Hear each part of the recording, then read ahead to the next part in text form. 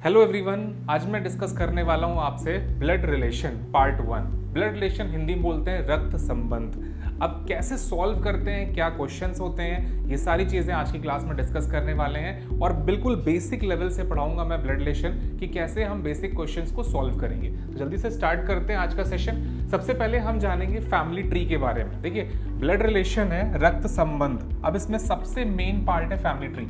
अगर family tree आपने बनाना सीख लिया तो हर क्वेश्चन आपकी मुट्ठी में है। अब उस फैमिली ट्री को बनाने के लिए कुछ बेसिक चीजें हैं जो आपको जानना जरूरी है। जैसे अगर कोई मेल मेंबर है तो उस मेल मेंबर को बनाने के लिए हम एक बॉक्स ड्रॉ करेंगे, याद रखिएगा। जैसे फॉर एग्जांपल अगर मैंने बोला ए मेल है तो हम ए को बॉक्स में बंद कर देंगे और ये शो करेगा वो मेल है। अगर कोई पर्सन फीमेल है तो हम उस पर्सन को फीमेल इंडिकेट करने के लिए एक सर्कल में बंद करेंगे। जैसे फॉर एग्जांपल अगर बी हम बोल रहे हैं फीमेल है तो हम एक सर्कल में बंद कर देंगे, तो ये इंडिकेशन होगा मेल और फीमेल के लिए, ये याद रखिएगा।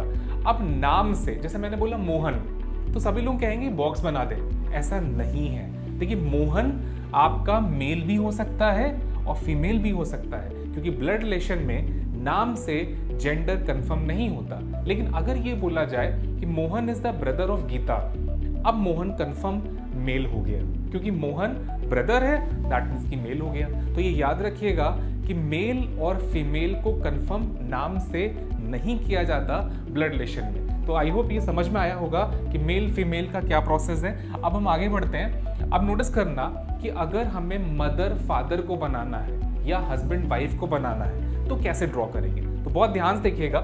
जैसे फॉर एग्जांपल मैंने बोला C is the husband of D. अब देखो, सी पति है तो बॉक्स बनाया और डी उसकी वाइफ है तो एक सर्कल बनाया, ठीक। और इन दोनों के बीच में एक डबल लाइन खींच दी। ये डबल लाइन इस बात का इंडिकेशन होगा कि ये दोनों हस्बैंड वाइफ है, ठीक। अब कौन हस्बैंड है? नेचुरल सी बात है, जो बॉक्स में है वो मेल है और जो सर्कल में है वो फीमेल है, तो C is the husband of D. हम इसको ऐसे भी कह सकते हैं D is the wife of C. तो दोनों ही चीजें सही हैं, ये चीज ध्यान रखिएगा। और इसको एक नाम और दिया जाता है जिसका नाम है स्पाउस, याद रखिएगा।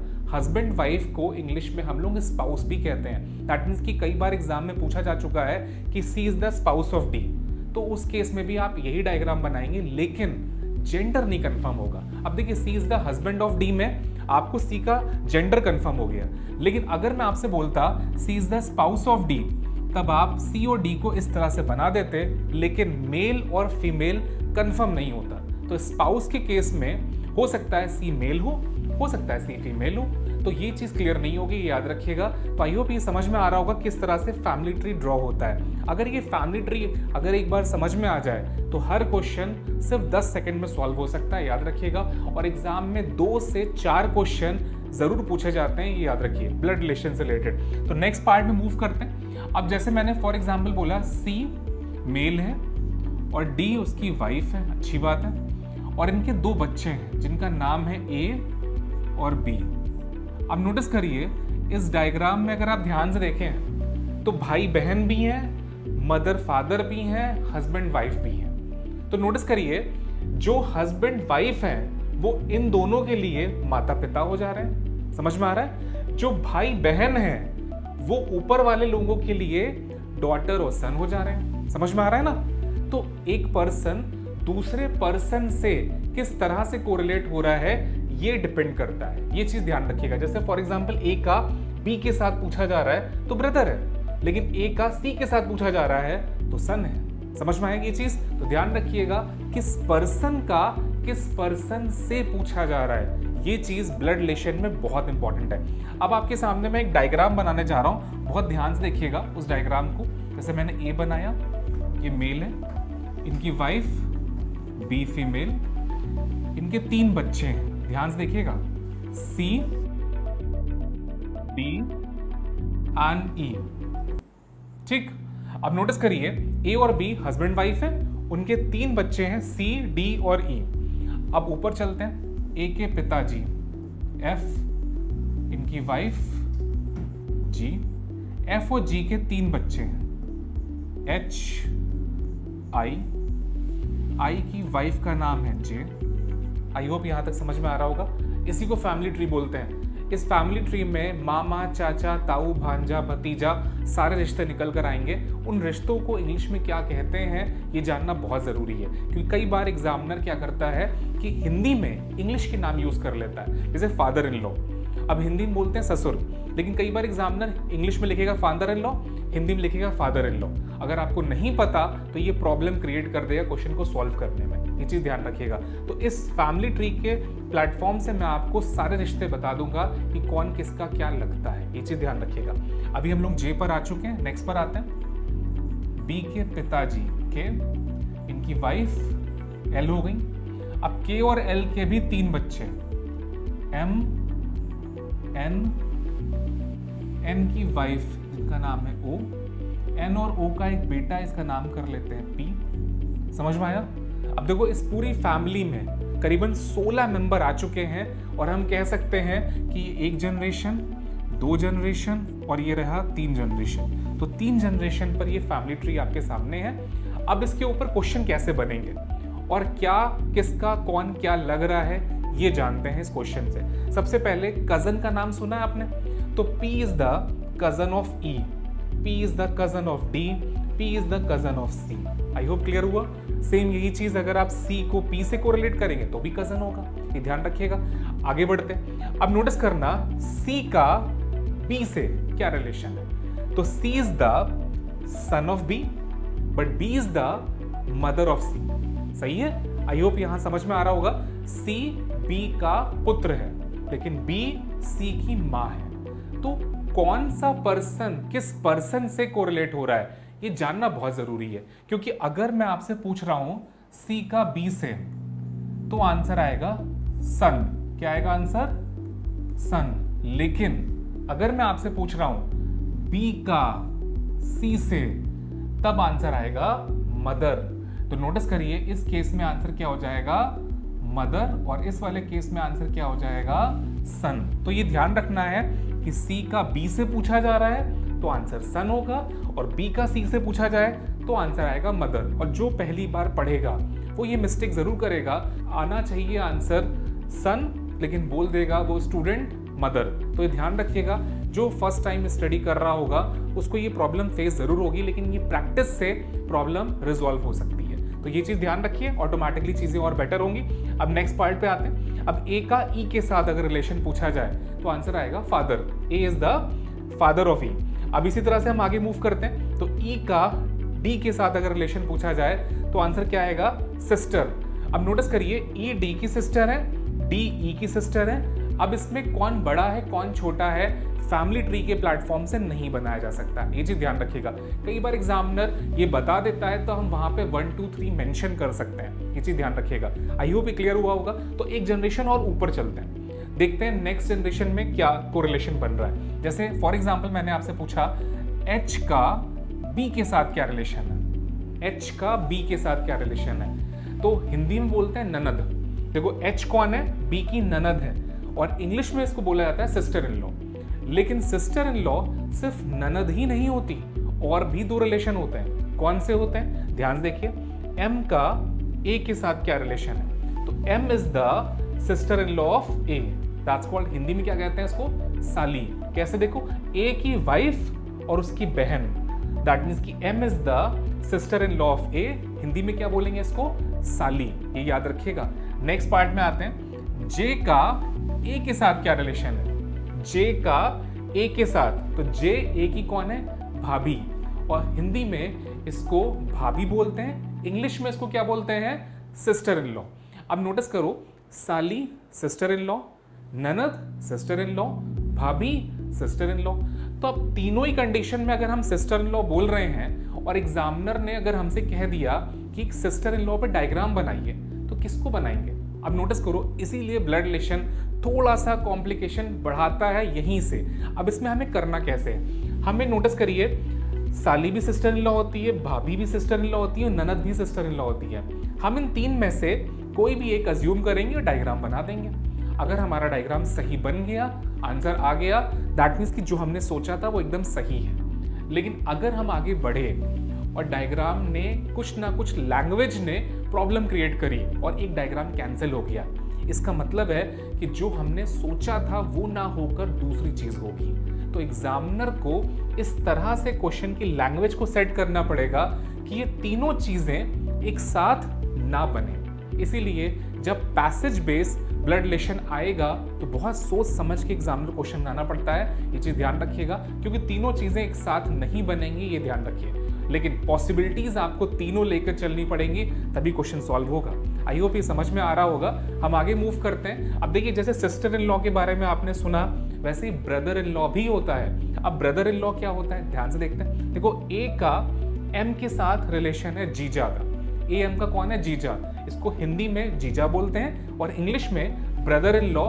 That means A is the brother in law of M. इसी तरह से नोटिस करो, आई का बी के साथ क्या रिलेशन है, देवर।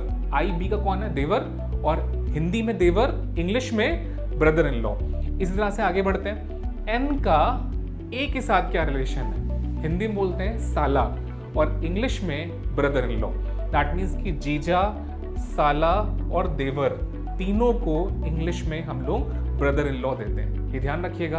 अब जीजा आएंगे तो भी ब्रदर इन लॉ, साला आएगा तो भी ब्रदर इन लॉ, और देवर आएगा तो भी ब्रदर इन लॉ। समझ में आया? इसीलिए नोटिस करो, हिंदी में हर पर्सन का नाम अलग अलग है, लेकिन इंग्लिश में सबको एक ही नाम से रिप्रेजेंट करा गया है, जिसकी वजह से बहुत सारे कंफ्यूजन होते हैं। अब जो पर्सन हिंदी में सॉल्व कर रहा होगा उसको तो बहुत आसानी होगी।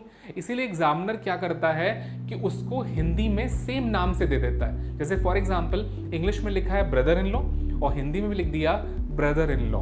जैसे किसी का नाम है विमल, अब विमल को इंग्लिश में लिखो तो भी विमल है, हिंदी में लिखो तो भी विमल है। इसलिए याद रखिएगा, ब्लड रिलेशन कई सारे रिलेशन का ट्रांसलेशन नहीं करता है एग्जाम में। तो ये चीज आपको पता होना बहुत जरूरी है, याद रखिएगा। जैसे एक रिलेशन है आपके सामने है, ए और बी, इनको क्या बोलते हैं, स्पाउस, आपको पता है। लेकिन सी और डी में क्या रिलेशन है, अब नोटिस करिए, सी को डी के साथ बोला गया तो नेचुरल सी बात है वो भाई बहन है, ये कंफर्म है, C is the sibling of D.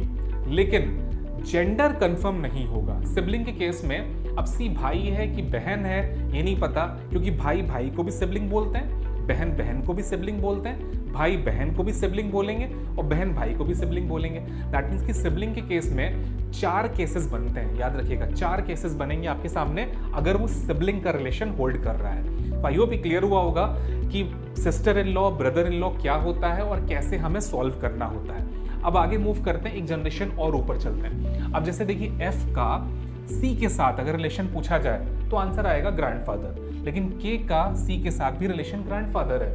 That means कि के सी का भी ग्रैंडफादर आ रहा है। अब दोनों ही केस में अगर ग्रैंडफादर है तो हमें कैसे पता चले कौन सा ग्रैंडफादर है। देखिए, जो रिश्ते पापा के थ्रू बनते हैं वो कहलाते हैं पैटर्नल, याद रखिएगा। जो रिश्ते फादर के थ्रू बन रहे होंगे वो कहलाएंगे पैटर्नल, और जो रिश्ते मदर के थ्रू बनते हैं वो सारे रिश्ते कहलाते हैं मैटरनल। तो पी से पापा, पी से पैटर्नल, और एम से मदर, एम से मैटरनल। तो यहाँ पर F is the paternal grandfather of C और K is the maternal grandfather of C. अब देखिए, दोनों ही ग्रैंडफादर हैं, एक दादाजी हैं और एक नाना जी हैं, लेकिन फर्क क्या है, एक दादाजी को हम लोग बोलेंगे पैटर्नल ग्रैंडफादर और नाना जी को बोलेंगे maternal grandfather. I hope clear हुआ। इस तरह से ग्रैंडमदर भी होंगी, G is the paternal grandmother of C और L is the maternal grandmother of C, ये ध्यान रखिएगा। लेकिन जब कभी नीचे से ऊपर को रिलेशन करेंगे तब पैटर्नल मैटरनल नहीं लगता। जैसे नोटिस करिए, C is the grandson of F, आप ये नहीं कह सकते C is the paternal grandson of F, C is the maternal grandson of K, ये गलत है, याद रखिएगा। ऊपर से नीचे पैटर्नल मैटरनल लगेगा, नीचे से ऊपर कभी भी पैटर्नल मैटरनल नहीं लगेगा। इसी तरह से एक एग्जाम्पल और समझते हैं। जैसे आई, सी की कौन है, अंकल, एक सभी को पता है। तो अंकल में हम पैटर्नल अंकल बोल सकते हैं, I is the paternal uncle of C, confirm. लेकिन सी का आई के साथ नीचे से ऊपर, दैट्स कॉल्ड नेफ्यू, सिर्फ नेफ्यू होगा, आप पैटर्नल नेफ्यू नहीं कह सकते, ये ध्यान रखिएगा। नीचे से ऊपर आपको सिर्फ यूज करना है नेफ्यू, आप ये नहीं कह सकते कि पैटर्नल नेफ्यू है या मैटरनल नेफ्यू है, ये गलत है आंसर, याद रखिएगा। तो सिर्फ नेफ्यू होता है, नीस होता है। आपको पता होगा भांजा या भतीजा जिसको हम नेफ्यू बोलते हैं, और भांजी और भतीजी को नीस बोला जाता है इंग्लिश में। कई बार एग्जामिनर हिंदी ट्रांसलेशन देता है, कई बार नहीं भी देता है, इसलिए आप पहले से प्रिपेयर रहिएगा कि कोई भी एग्जाम में किसी भी तरह से क्वेश्चन पूछा जा सकता है, तो उसके लिए पहले से प्रिपेयर होना चाहिए, ये चीज ध्यान रखिएगा। तो हम आगे मूव करते हैं। आई का सी के साथ रिलेशन बनेगा paternal uncle, but C is the nephew of I. H का सी के साथ रिलेशन बनेगा पैटर्नल आंट। अब देखो ये कौन है, बुआ, पापा की बहन हिंदी में बुआ होती, और ये कौन थे भैया, चाचा जी थे। चाचा भी हो सकते हैं, ताऊ भी हो सकता है, ये ध्यान रखिएगा। क्योंकि देखिए सी के पिताजी कौन है, ए। अब ए से अगर बड़े हैं तो ताऊ हो गए, और अगर छोटे हैं तो चाचा हो गए, आई, है ना। अब हमें तो पता ही नहीं कि भैया बड़े हैं कि छोटे हैं, हिंदी में दोनों का नाम अलग अलग है। ताऊ होंगे और तो अलग है, दैट मीन्स कि पापा से बड़े हैं, और चाचा है दैट मीन्स कि पापा से छोटे हैं, तो दोनों ही नाम अलग अलग हैं। लेकिन इंग्लिश में सिर्फ एक नाम दिया जाता है, पैटर्नल अंकल। आप नहीं बता सकते कि ताऊ है कि चाचा है, ध्यान रखिएगा। आई होप ये समझ में आया। आगे बढ़ते हैं। अब नोटिस करो जे का सी के साथ क्या रिलेशन है। हिंदी में तो नाम सभी को समझ में आ चुका होगा, चाची, ये समझ में आ रहा है। लेकिन नोटिस करो इंग्लिश में क्या कहा जाएगा, इंग्लिश में इनको बोला जाएगा पैटर्नल आंट। अब नोटिस करो बुआ को भी पैटर्नल आंट बोला गया और चाची को भी पैटर्नल आंट बोला गया। अब अगर दोनों को अगर हम पैटर्नल आंट दे रहे हैं तो ये कैसे आइडेंटिफाई होगा कि बुआ है कि चाची है। जब फॉर एग्जाम्पल देखिए ये तो डायग्राम बना बनाया मिल गया आपको, तो आपको समझने में आसानी हो रही है, लेकिन एग्जाम हॉल में ये डायग्राम आपको खुद बनाना पड़ेगा। वहां पे लैंग्वेज होगी, वहां पे लिखा होगा x is the paternal aunt of y। अब हम बुआ को बनाएं या चाची को बनाएं, नोटिस करो। अब इस केस में कैसे करेंगे, जैसे फॉर एग्जाम्पल बोला गया x is the paternal aunt of y, हमने बुआ के अकॉर्डिंग डायग्राम बना दिया। लेकिन अगर बोला जा रहा है कि आपके ग्रैंडफादर की कोई भी बेटी नहीं है, कोई भी बेटी नहीं है, तब ये बताओ जब आपकी ग्रैंडफादर की कोई भी बेटी नहीं है तो क्या बुआ बनेंगी, नहीं बनेंगी। तब उस केस में हमें चाची को कंसीडर करना पड़ेगा। समझ में आया। तो डायग्राम में लैंग्वेज एग्जामिनर इस तरह से यूज करेगा कि आपको उस केस में बुआ को ना लेकर चाची को कंसीडर करना पड़ेगा। लेकिन ये तभी होगा जब एग्जामिनर इस तरीके की लैंग्वेज को फ्रेम करेगा। दैट मीन्स कि ये हाई लेवल हो गया, ध्यान रखिएगा। दैट मीन्स क्वेश्चन को टफ करने का जो तरीका होता है वो यही होता है कि लैंग्वेज को जितना अच्छा कर ले जाओ क्वेश्चन और हार्ड हो जाएगा, ये याद रखिएगा। तो जितनी ज़्यादा अच्छी लैंग्वेज होगी उतना हार्ड क्वेश्चन होगा। एग्जाम में, पुलिस के एग्जाम में एक चीज़ ध्यान रखिएगा, बहुत टफ क्वेश्चन नहीं पूछा जाएगा, सिंपल क्वेश्चन पूछे जाएंगे, बस ट्रिकी होंगे, ये ध्यान रखिएगा। ट्रिकी क्वेश्चंस होंगे, इस चीज़ को बहुत फोकस करिएगा। अगले पार्ट में मूव करते हैं। अब देखो एम का सी के साथ क्या रिलेशन है, मैटरनल आंट। एम कौन है, सी की कौन है, मासी, क्योंकि देखो मदर की बहन मासी, तो M is the maternal aunt of C. अब ओ का सी के साथ क्या रिलेशन आ रहा है, ओ कौन है, मामी है, इनको भी मैटरनल आंट बोला जाएगा। अब देखो जैसा रिलेशन बुआ और चाची का था, सेम वही चीज मासी और मामी का आ गया, दोनों को मैटरनल आंट कहा जाएगा। अब M is the maternal aunt of C, अब O is the maternal aunt of C। अब दोनों ही मैटरनल आंट हैं, अब दोनों में किसी एक को हम प्रेफरेंस देंगे। फॉर एग्जांपल हमने मासी को प्रेफरेंस दिया और डायग्राम बना दिया, लेकिन आपको पता चला कि आपके नाना जी की केवल एक ही बेटी थी। अब नाना जी की केवल एक बेटी थी तो वो तो हो गई आपकी मदर, और बेटी केवल एक ही है तो मासी हो पाएंगी, नहीं हो पाएंगी। दैट मीन्स कि उन्होंने जो मैटरनल आंट बोला था वो मामी के लिए बोला होगा। समझ में आया ये चीज। तो लैंग्वेज का सारा खेल है, जितनी अच्छी लैंग्वेज होगी उतना अच्छा क्वेश्चन होगा, ये चीज ध्यान रखिएगा। चलिए नेक्स्ट पॉइंट पे मूव करते हैं। अब जैसे एन का सी के साथ मैटरनल अंकल और सी का एन के साथ क्या रिलेशन बनेगा, नेफ्यू। एक चीज ध्यान रखिएगा, सी का आई के साथ भी नेफ्यू है, सी का एन के साथ भी नेफ्यू है। भांजा और भतीजा डिफरेंस नहीं होता इंग्लिश में, याद रखिएगा। हिंदी में तो हम डिफरेंस कर सकते हैं कि एक तरफ से भांजा एक तरफ से भतीजा, लेकिन इंग्लिश में सिर्फ नेफ्यू होता है। और इसी तरह से नीस भी होता है। फीमेल जेंडर को हम लोग नीस बोलेंगे और मेल जेंडर को हम नेफ्यू बोलेंगे। अब जैसे D is the niece of N, D is the niece of I, दोनों की नीस होगा, ये चीज ध्यान रखिएगा। आई होप ये समझ में आया होगा।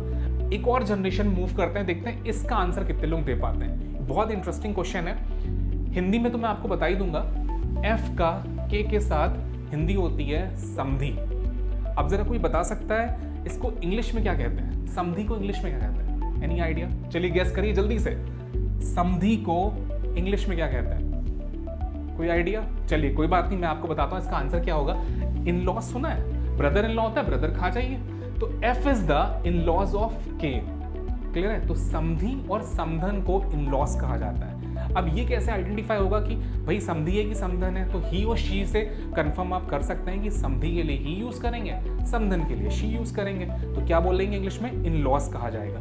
तो एफ का के साथ, एफ का के साथ क्या बनेगा? इन लॉज का रिश्ता बनेगा। तो इस फैमिली ट्री में जितने रिलेशन बन सकते थे वो सारे रिलेशन मैंने आपसे लगभग पूछ लिए हैं। अब इसके ऊपर और क्या काम करना है वो चीज मैं आगे जाके बताने जा रहा हूं। तो आगे चलते हैं हम लोग और जल्दी जल्दी सारी चीजों पे समझते हैं और फिर क्वेश्चन भी सॉल्व करेंगे। क्वेश्चन के टाइप्स हम सॉल्व करेंगे, जितने ज्यादा क्वेश्चन सॉल्व करेंगे उतना आपको बेनिफिट होगा, ये याद रखिएगा।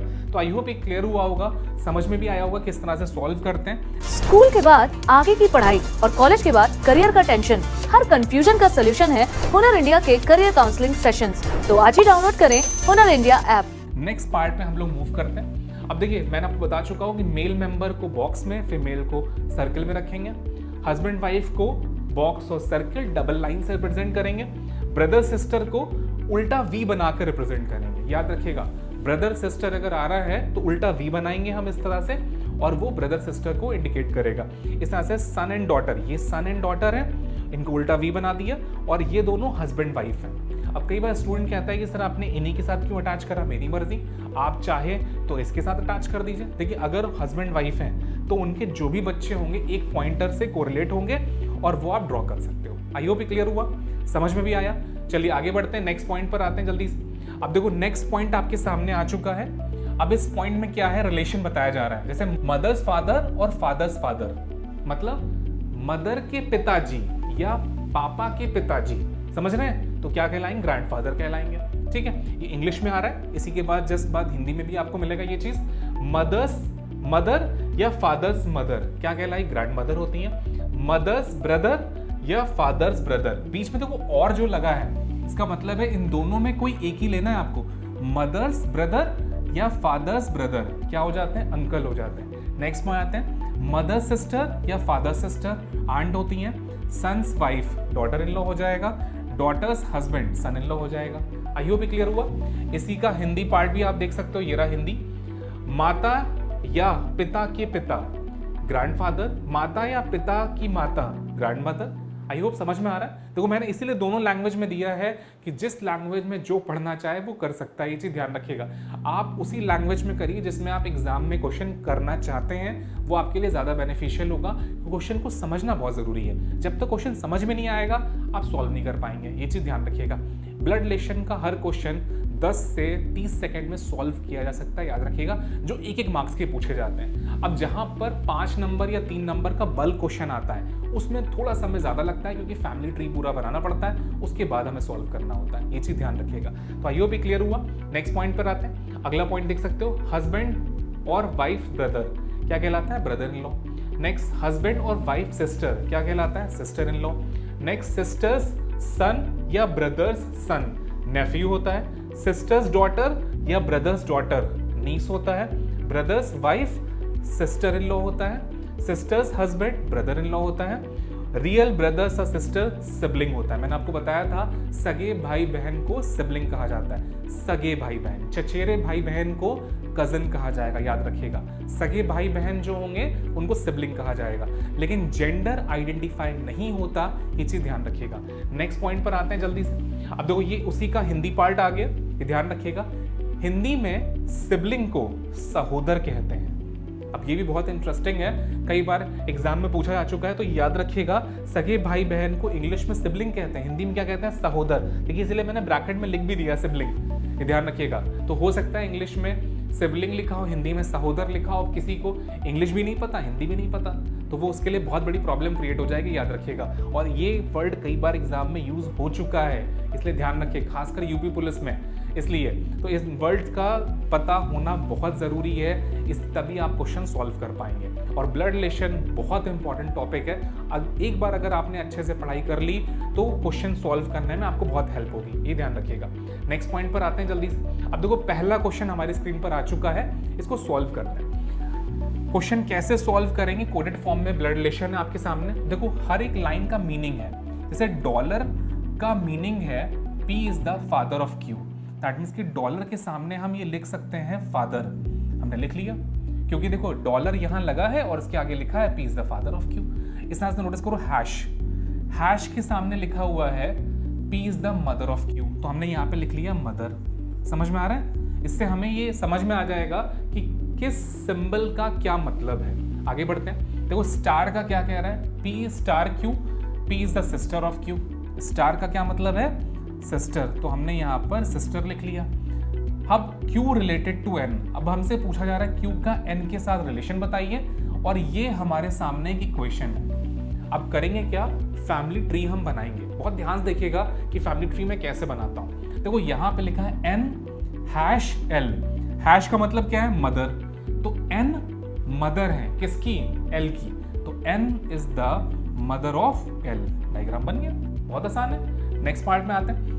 L डॉलर P, डॉलर का मतलब क्या है, फादर, तो L पिता है, किसके पिता है, P के, तो यहाँ पे P आ जाएगा। आई होप क्लियर हुआ। नेक्स्ट पार्ट में आते हैं। P स्टार, स्टार मतलब सिस्टर, तो P बहन है, किसकी बहन है, Q की, तो Q यहाँ पर आ गया, तो P is the sister of Q।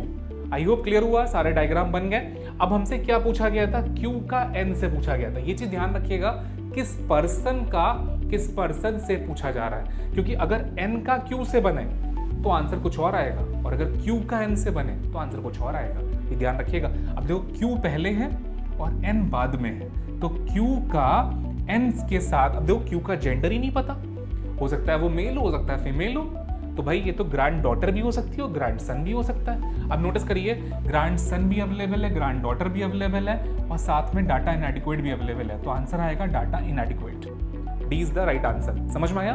Answer क्या आएगा, डाटा इनएडिक्वेट। आप नहीं बता सकते उसका आंसर क्या होगा। कई बार स्टूडेंट कहता है कि सर ग्रैंड सन मार्क कर देना चाहिए था।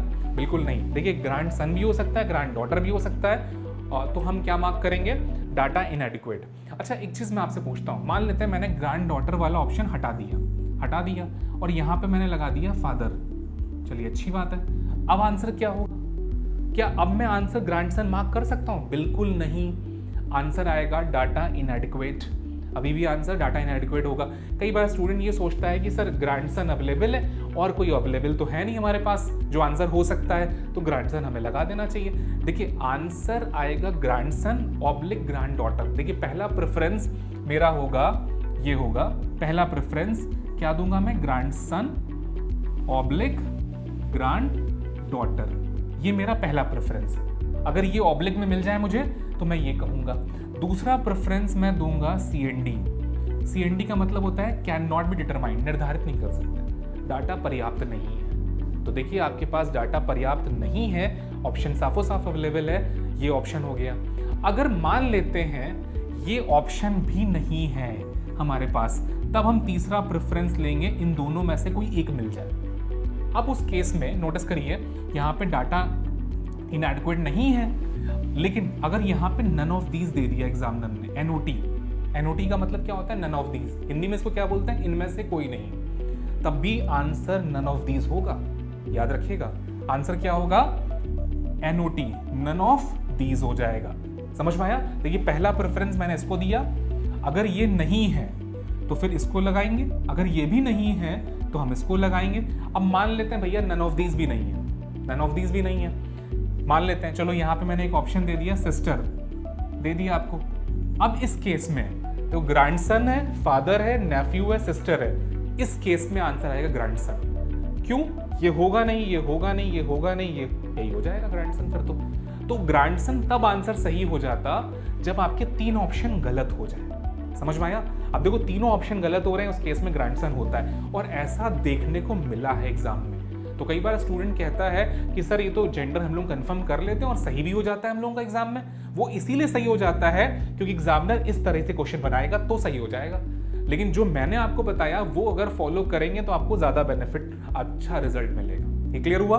तो एक ही क्वेश्चन में आपने ये समझ लिया कि क्वेश्चन को कैसे टैकल करते हैं। चलिए नेक्स्ट क्वेश्चन पे आते हैं हम लोग, अगला क्वेश्चन सॉल्व करते हैं। इसका आंसर आप देख सकते हो, D is the right answer. Clear है? चलिए नेक्स्ट क्वेश्चन आते हैं, इसको बोलते हैं कोडेड फॉर्म में। ब्लड रिलेशन कौन सा है? कोडेड। नेक्स्ट क्वेश्चन आपके सामने आ गया, इस क्वेश्चन को सॉल्व करते हैं। A is the brother of B, C is the sister of A. देखिए दो सेंटेंसेस हैं। अब देखिए क्या पूछ रहा है, बहुत ध्यान समझते हैं। देखो पहला सेंटेंस क्या है? A is the brother of B, अच्छी बात है। दूसरा सेंटेंस क्या है? दो अलग अलग मैं डायग्राम बना रहा हूं, बहुत ध्यान समझिएगा। C is the brother of A, C is the brother of A, अच्छी बात है। दो अलग अलग है। देखिए मैं दोनों डायग्राम को आपस में ज्वाइंट कर सकता हूं, लेकिन बाद में करूंगा, अभी नहीं करूंगा। क्यों ऐसा? ध्यान देखिए। To establish the relation between the B and C, which of the following information is required. आपको बी और सी के बीच में अगर रिलेशन एस्टैब्लिश करना है तो क्या कौन सा इंफॉर्मेशन रिक्वायर्ड है बताइए? बी और सी के बीच में रिलेशन बनाना है। चलिए दोनों को जोड़ते हैं। देखिए इंडिविजुअल यहाँ पे तो बी है, सी नहीं है, यहाँ पे सी है, बी नहीं है, तो दैट मीन्स भी जोड़ना तो पड़ेगा। तो चलिए जोड़ते हैं। जोड़ने में देखिए A is the brother of B बन गया और C is the brother of A.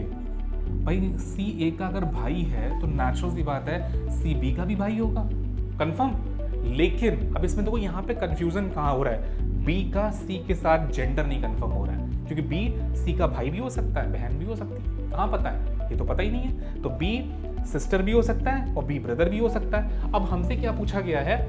Establish the relation between the B और सी। बी और सी के बीच में एस्टैब्लिश करना है रिलेशन। तो नोटिस करिए, हम बी और सी के बीच में रिलेशन एस्टैब्लिश कर सकते हैं। क्या आएगा? सिबलिंग। बिल्कुल। देखिए बी और सी के बीच में सिबलिंग का रिलेशन कंफर्म है। और एक और रिलेशन हम एस्टैब्लिश कर सकते हैं, C is the brother of B. लेकिन हम ये एस्टैब्लिश नहीं कर पाएंगे बी का सी के साथ क्या रिलेशन है। समझ में आया?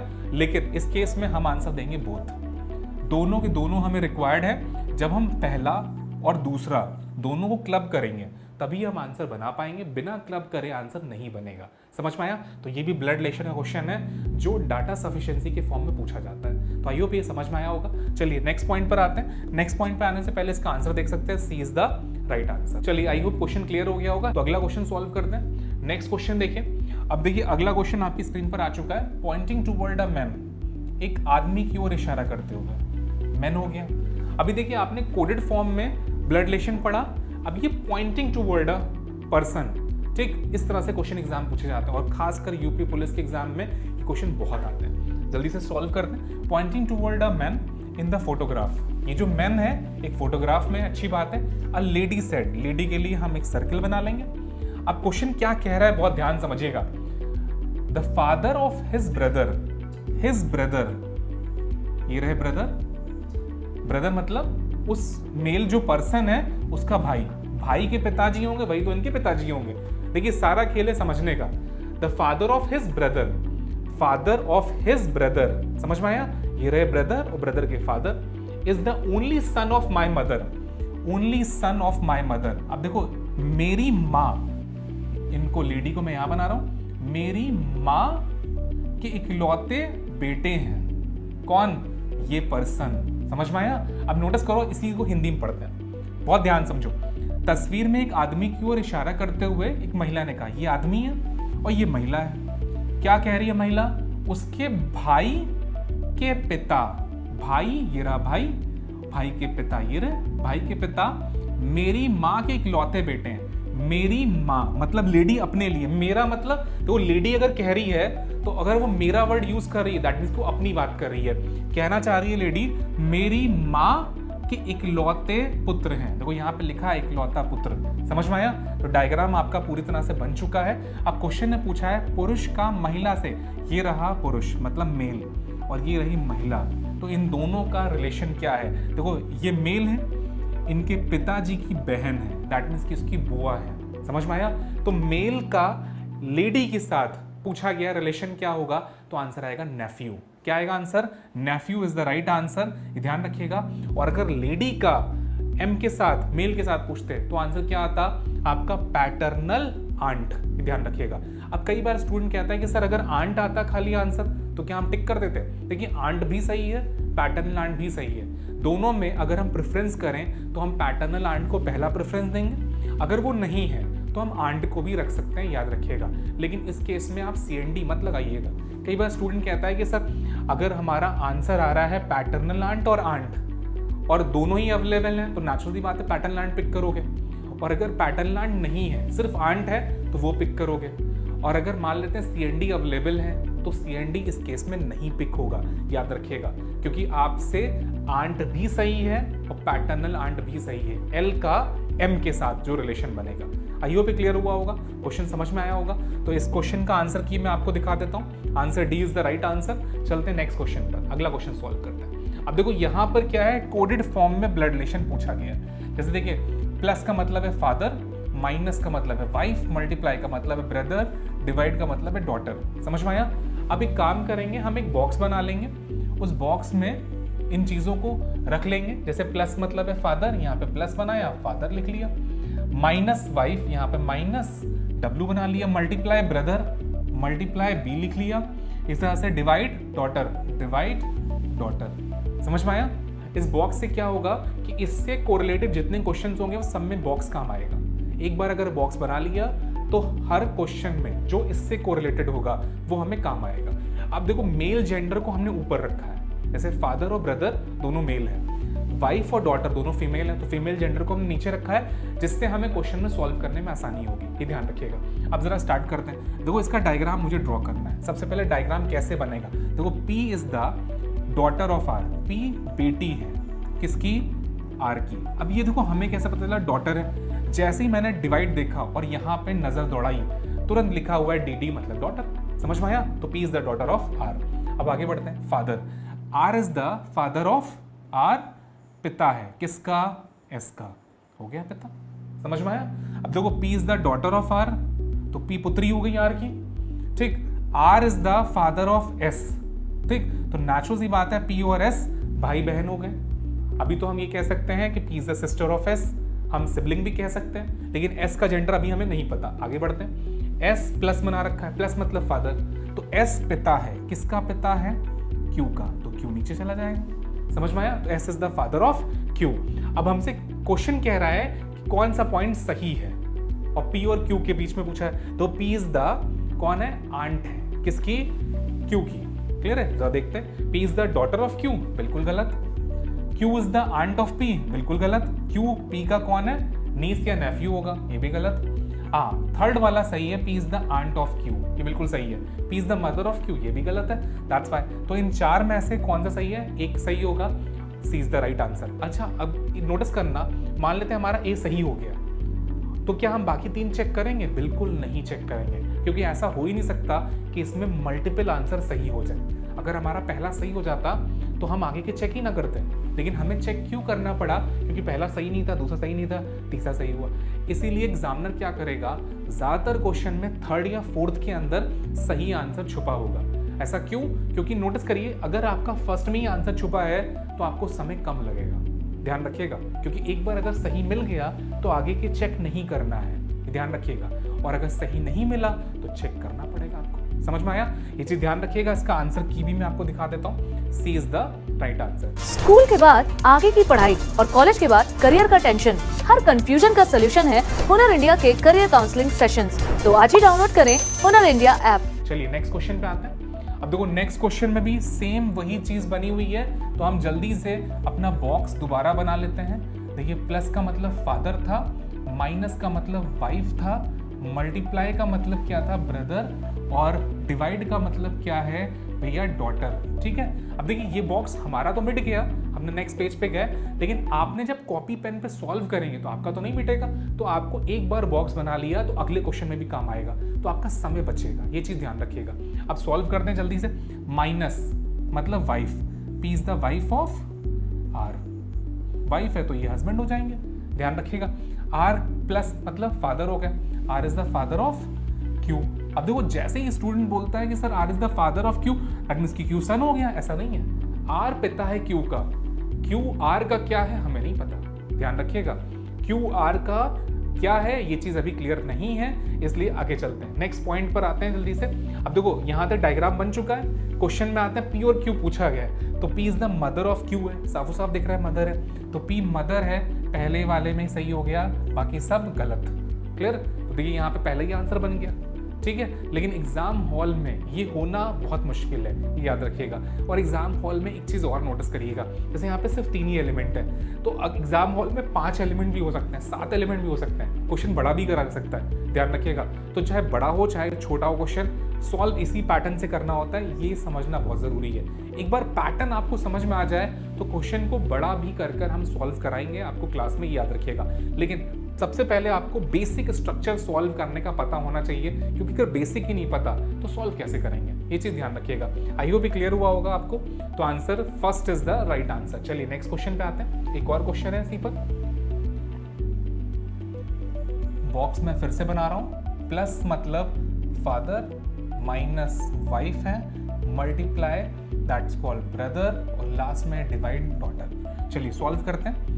मल्टीप्लाई का मतलब क्या है? Brother, P is the brother of R. Divide का मतलब क्या है? डॉटर, तो R is the daughter of कौन है? क्यू। अब ये बताओ क्यू ऊपर बनाऊं या नीचे बनाऊं? एक चीज हमेशा याद रखना, ये बड़ा कंफ्यूजन क्रिएट करता है कईयों के माइंड में कि हम अगर डॉटर है, जैसे जो भी उनके बच्चे हैं वो हमेशा नीचे होंगे। अगर आर बेटी है किसकी? क्यू की, तो आर नीचे होगा, क्यू ऊपर होगा। हमेशा हमारे पेरेंट्स हमसे ऊपर बनेंगे डायग्राम में, ये याद रखिएगा। तो आर डॉटर है तो आर नीचे होगा, क्यू ऊपर होगा। बस इस बात को अगर याद रखेंगे तो कंफ्यूजन नहीं होगा कि भाई क्यू को ऊपर बनाऊं कि नीचे बनाऊं। ये बहुत कंफ्यूजन क्रिएट होता है जब आप सॉल्व करें क्वेश्चंस को। तब जरा देखते हैं कौन सा सही बनेगा। पूछा गया पी का क्यू से, तो पी इज द कौन है? Son of Q. पी सन है तो साफो साफ दिख रहा है, fourth is the right answer. 3 गलत हो गए हमारे। क्लियर हुआ? समझ में आया? बहुत आसान है। अगला क्वेश्चन सॉल्व करें। एक बार ये प्रोसेस समझ में आ जाएगा क्वेश्चन, तो आप क्वेश्चन सॉल्व भी कर लेंगे और आपको आसानी होगी, ये ध्यान रखिएगा। चलिए नेक्स्ट क्वेश्चन पे आते हैं हम लोग जल्दी से। नेक्स्ट क्वेश्चन देखते, अगला क्वेश्चन आ गया उसी पर। अब इसको भी जल्दी से सॉल्व कर लेते हैं। देखो मल्टीप्लाई बोला जा रहा है, तो मल्टीप्लाई का क्या मीनिंग था हमारा? ब्रदर था, P is the brother of R. Next में माइनस बोला जा रहा है, माइनस मतलब वाइफ है, तो आर अगर पत्नी है किसकी? क्यू की, तो देखो डायग्राम इस तरह से बन जाएगा। बन गया? तो यहाँ पे बहुत 3 ही एलिमेंट है, बहुत छोटा सा क्वेश्चन है, जिसकी वजह से बिना बॉक्स के क्वेश्चन हम लोग बना ले गए। लेकिन अगर यहाँ पे 5 एलिमेंट होते या 7 एलिमेंट होते तो बॉक्स की वैल्यू हमारी बढ़ जाती। समझ में आ रहा है? तो बॉक्स को बनाने का मोटिव क्या है? जब क्वेश्चन बड़ा हो जाएगा तो बॉक्स आपको बहुत हेल्प करेगा, ये ध्यान रखिएगा। अब जरा देखते हैं, क्वेश्चन में पूछा गया पी का क्यू के साथ, तो आंसर आएगा brother in law. P is the brother in law of Q, तो आंसर क्या होगा इसका? First is the right answer. Perfect answer क्या होगा इसका? फर्स्ट होगा। तो इसका आंसर की भी देख सकते हैं, आपके सामने आंसर की आ चुका है, first is the right answer. तो बहुत आसान है, बस प्रैक्टिस है, जितनी अच्छी प्रैक्टिस करेंगे उतना अच्छा रिजल्ट बनेगा, ये चीज ध्यान रखिएगा। चलिए आई होप ये क्वेश्चन क्लियर हो गया और नेक्स्ट क्वेश्चन मूव करते हैं। अब देखिए नेक्स्ट क्वेश्चन आपके सामने आ चुका है, जहां पर इंग्लिश और हिंदी दोनों लैंग्वेज में क्वेश्चन अवेलेबल है। यहाँ पे क्वेश्चन कह रहा है सोनी हु इज दुबेज डॉटर से टू प्रीति। देखिए सोनी जो है वो कौन है? दुबे की डॉटर है, तो ये हो गए दुबे जी, बॉक्स में बंद कर सकते हैं। ठीक, आगे बढ़ते हैं। अब से टू प्रीति, प्रीति से उसने कहा, सोनी ने क्या कहा? Your mother Shyama is the youngest sister of my father. Your mother Shyama, mother हो गई, यंगेस्ट सिस्टर सबसे छोटी बहन है, यंगेस्ट सिस्टर है। ठीक, तो ये बना दिया हमने, यंगेस्ट सिस्टर हो गई। अब नोटिस करिए आगे क्या कह रहा है question, your mother Shyama is the youngest sister of my father, Dubey's father third child is Prabhat. Dubey's father ये रहे थर्ड चाइल्ड, कौन है नाम? प्रभात। ये कौन है? थर्ड चाइल्ड है, अच्छी बात है। अब क्वेश्चन क्या पूछ रहा है हमसे, how is Prabhat related to Preeti. अब देखो ये है प्रभात पहली चीज, और ये कौन है? प्रीति। क्लियर हुआ? अब नोटिस करो प्रभात प्रीति के कौन है? क्लियर? ये कैसे क्लियर होगा? जेंडर तो हमें पता ही नहीं, लेकिन ये पता है, नोटिस करिए, अब या तो अंकल होंगे या तो आंट होंगे। नोटिस करो यहाँ पर जो ऑप्शन निकल कर आ रहा है, क्लियर है? दुबेज फादर थर्ड चाइल्ड इज प्रभात, प्रभात निकल कर आया। अब या तो ये अंकल होंगे प्रीति के या तो आंट होंगे। नोटिस करो यहाँ पे आंट ऑप्शन अवेलेबल नहीं, अंकल सिर्फ अवेलेबल है, तो uncle is the right answer. समझ में आया? तो इस क्वेश्चन में अंकल जेंडर कैसे कंफर्म हुआ? ऑप्शन की हेल्प से कंफर्म हुआ। फादर होगा नहीं, प्रीति के फादर प्रभात है नहीं, अच्छी बात है। ग्रैंड मदर होगा नहीं, फादर इन लॉ होगा नहीं, बचा कौन? Uncle is the right answer. लेकिन आंट भी हो सकता था, लेकिन आंट ऑप्शन में ही नहीं था, तो हम आंट कैसे लगाते? तो आई होप ये समझ में भी आया होगा कि किस तरह से सॉल्व करना होता है। Answer first is the right answer. तो आज की क्लास में हमने बहुत सारी चीज़ें समझी, कैसे सॉल्व करते हैं। तो आज की क्लास में हम इतना ही रख रहे हैं, लेकिन अभी चैप्टर कंप्लीट नहीं हुआ है, तो आगे की क्लास में और भी पार्ट कवर अप करेंगे, और भी क्वेश्चन की प्रैक्टिस करेंगे, और पैसेज क्वेश्चन क्या होता है, कैसे सॉल्व करा जा सकता है, क्वेश्चन कैसे टफ करा जाता है, ये सारी चीज़ें हम लोग सीखेंगे नेक्स्ट क्लास में। तो आज के लिए इतना रखते हैं। Thank you to all.